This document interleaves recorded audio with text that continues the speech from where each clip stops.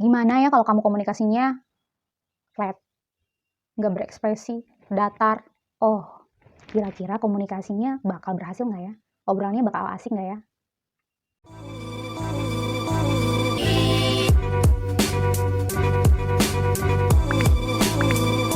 Assalamualaikum warahmatullahi wabarakatuh. Jumpa lagi bareng aku Rita Risandi. Di video kali ini aku bakal share body language ketika kamu ngobrol atau berkomunikasi. Bagi kamu yang baru mampir di channel aku, perkenalkan nama aku Rita Risandi. Biasanya di channel ini aku membahas seputar personality dan beauty. Nah, kali ini aku ngebahas tentang komunikasi. Adalah salah satu untuk meningkatkan personality kamu. Di mana-mana skill komunikasi itu dibutuhin loh untuk masa depan kamu dan perjalanan kehidupan kamu. Skill komunikasi sangat dibutuhkan di dalam relationship, di dalam dunia keluarga, di dalam kerja, kemudian di dalam rukun tetangga, kita membutuhkan skill komunikasi. Untuk kamu yang belum subscribe, jangan lupa di subscribe, di like, komen, dan di share di media sosial yang kamu punya agar video ini dapat bermanfaat bagi banyak orang. Body language atau bahasa tubuh dalam berkomunikasi itu sangatlah penting. Lagi-lagi menurut Albert Mehrabian, psikolog sekaligus pakar komunikasi Amerika Serikat, menyebutkan bahwa suara dan gerakan tubuh merupakan unsur yang paling penting dalam berbicara. Menurutnya, ucapan dipengaruhi 7% oleh isi, 38% oleh suara, dan 55% oleh gerakan tubuh. Hal ini menunjukkan ketika kita ngobrol, ketika kita komunikasi atau dalam proses pengiriman pesan, body language itu sangat penting. Gerakan tubuh itu sangat penting dalam keberhasilan ngobrol dan komunikasi. Jadi di sini body language itu lebih powerful daripada hanya berkata-kata saja.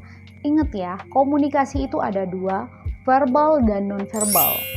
Ketika kamu ingin berkomunikasi secara verbal, kamu juga harus menunjukkan komunikasi secara non-verbal, yaitu menunjukkan gerakan tubuh, body language-nya kamu. Dan perlu kamu sadari bahwa skill komunikasi itu bukan bawaan dari lahir, sehingga kamu bisa melatih skill komunikasi itu hari demi hari.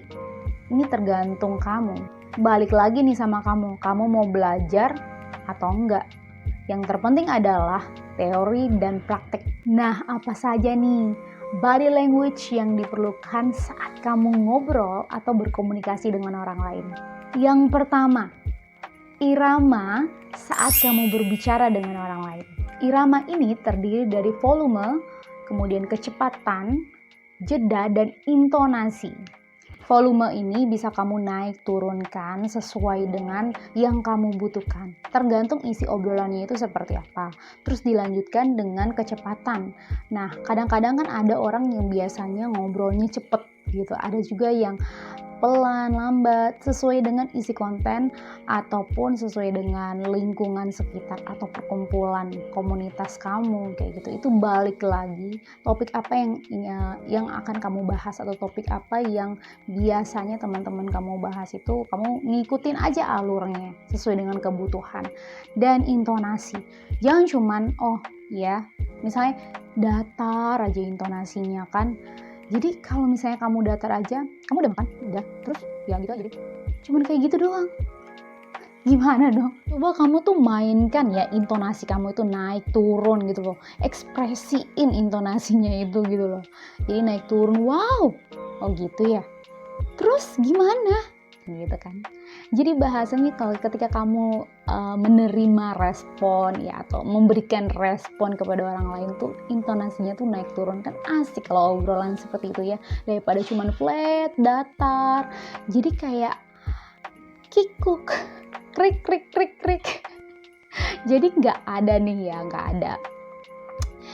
ada asiknya obrolan itu ketika naik turun intonasinya itu tidak dimainkan. Balik lagi ya, di kecepatan kemudian intonasi. Kamu harus tahu nih, ada jedanya ketika kamu ngobrol. Ya paling 1-2 detik tuh kamu diem. Nah dari situ sebenarnya ya lawan bicara kita tuh bakal penasaran apa yang bakal dia ungkapin lagi nih, kayak gitu loh, kok kenapa dia diem. Nah ini juga tandanya ketika orang berbicara ya, ketika kamu public speaking, ketika kamu memberikan jeda, jadi audiens tuh bakal nungguin nih apa nih yang bakal dia ngomongin lagi. Dan ini juga sebagai teguran bagi orang yang berbicara sendiri ya, ketika kamu melakukan public speaking, ketika kamu memberikan jeda, kamu sebenarnya memberikan kayak mention gitu loh kepada audiens itu supaya mendengarkan kamu. Walaupun kamu lancar dalam berkomunikasi, kecepatan intonasinya oke, tapi kamu perlu memberikan jeda saat kamu berkomunikasi atau ngobrol. Itu bakal membuat orang lebih asik dalam ngobrol gitu kan. Sehingga di poin yang pertama ini kamu perlu perhatikan ya, irama itu terdiri dari volume, kemudian kecepatan intonasi, dan juga jeda. Poin yang kedua adalah body language. Yang sangat diperlukan saat ngobrol itu adalah ekspresi wajah. Kenapa ekspresi wajah? Karena ekspresi wajah ini gak bisa dibohongin, susah dibohonginnya. Ketika kamu memberikan respon kepada orang lain, ya tunjukin juga ekspresi wajah kamu sesuai dengan konten atau isi obrolan tersebut. Misalnya happy, ya udah happy aja. Ini kayak gini, happy. Oh really? Bener? Kamu dapetin itu? Wah selamat ya, kayak gitu. Jadi ekspresinya. Atau kamu sedih nih, oh iya ya, ya sabar ya, semoga rezekinya akan datang lagi sama kamu, mungkin ini belum rezekinya kamu. Nah ekspresinya itu dimainkan. Ekspresi wajah itu menghidupkan obrolan, komunikasi antara kedua belah pihak. Jadi lebih asik, lebih dapet gitu loh, apa yang diobrolin terus dirasain juga. Jadi ketika orang menceritakan tentang sesuatu hal, terus kita memberikan respon ditambah dengan ekspresi, wah itu paling oke banget deh. Hal itu akan menciptakan kedekatan kamu dengan lawan bicara kamu. Jadi jangan flat, diem, terus nggak mengekspresikan apa yang didengar, ya udah diem kalem kayak gitu. Kan kikuk lagi kan, krik krik krik krik. Tersenyumlah. Poin yang ketiga adalah body language. Yang diperlukan adalah eye contact. Tatap mata lawan bicara kamu gitu. Sehingga lawan bicara kamu tuh ngerasa nyaman, ngerasa diperhatikan gitu. Ngerasa kamu tuh mendengarkan dia. Sehingga dari sini itu membangkitkan dia untuk lebih terbuka, lebih nyaman. Ketika dia sudah nyaman nih sama kamu, berbicara sama kamu ya, jadi obrolan itu dia jadi santai, jadi asik. Lewat mata kita bisa menyampaikan perasaan kita, terus kita juga bisa memahami hati orang lain meskipun tanpa kata-kata loh. Biasanya pupil kita ini akan membesar ketika kita tertarik dengan lawan bicara kita suka sama dia. Dan sebaliknya, dia itu akan mengecil ketika kamu tidak terlalu suka sama lawan bicara kamu. So, gunakan eye contact kamu, bicara pelan-pelan sesuai dengan yang dibutuhkan, dan tatap mata dia sehingga dia nyaman dan ingin terbuka dengan kamu. Body language yang keempat yaitu gerakan tangan. Selain ekspresi wajah, eye contact, gestur tangan pun sangat mempengaruhi saat kamu ngobrol nih. Nah, gestur tangan ini mengekspresikan apa yang kamu rasakan, apa yang kamu respon ketika kamu ngobrol. Gestur tangan yang baik biasanya itu akan terlihat telapak tangannya dan dia itu keluar ya, dari dalam keluar kayak gini. Nah, ini menunjukkan kamu tuh terbuka, kamu itu open ya. Sama aja ya terbuka sama open ya.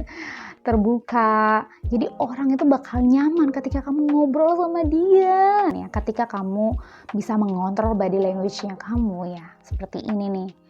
Ya, dibandingkan kamu tertutup tangannya kayak gini ya. Tertutup tangannya. Itu sebenarnya itu bakal ngebuat pikiran kamu juga bakal tertutup gitu loh. Jadi coba kamu mainkan kontrol body language kamu itu menjadi confident body language, sehingga pikiran kamu juga akan mengikuti gitu loh. Pikiran kamu juga bakal tenang, asik ngobrol dan gak gugup, gak kikuk, gak krik-krik. Yang kelima, body language yang diperlukan adalah smile. Senyum, wow, wow, wow.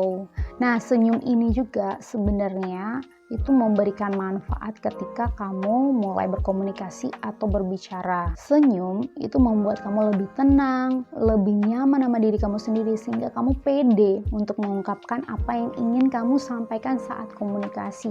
Hal ini dibuktikan pada saat aku ya mulai nge-host atau lagi MC.